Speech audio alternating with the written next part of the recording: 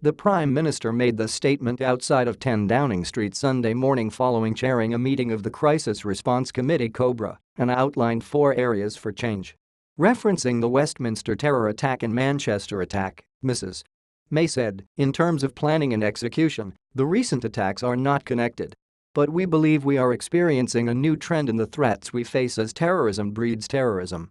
Perpetrators are inspired to attack, not only on the basis of carefully constructed plots after years of planning and training, and not even of attackers radicalizing online, but copying one another.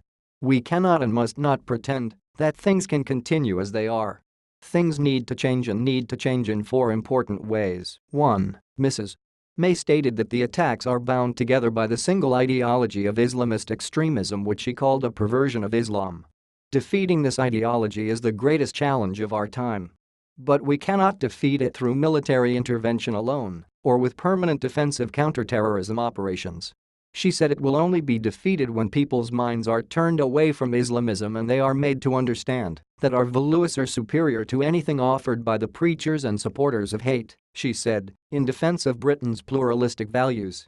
2. Safe spaces where this ideology is allowed to breed online must be tackled, she said, adding that the British government must work with foreign governments to reach international agreements that regulate cyberspace to prevent the spread of extremism and terrorism planning.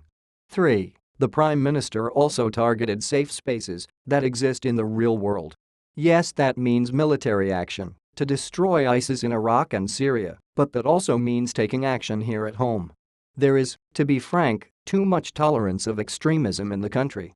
So we need to become far more robust in identifying it and stamping it out across the public sector and across society. That will require often embarrassing and difficult conversations. But the whole of our country needs to come together to take on this extremism, and we need to live our lives not as a series of separated, segregated communities, but as one truly united kingdom. 4. Mrs. May stated there would be a review of the current counter-terrorism strategy. As the nature of the threat becomes more complex, fragmented, and hidden, especially online, the counter-terrorism strategy needs to keep up.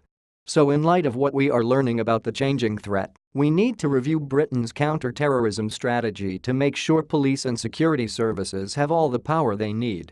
And if we need to increase the length of custodial sentences for terror-related offenses, even for apparently less serious offenses, that is what we will do. It is time to say enough is enough. Everybody must go about their lives as they normally would. The Prime Minister stated that the Conservative Party and other parties will suspend campaigning for Sunday, but the election will go ahead as planned on Thursday. The threat level remains at severe and is set by JTAC, the Joint Terrorism Analysis Center. JTAC sits within MI5 and is independent of government.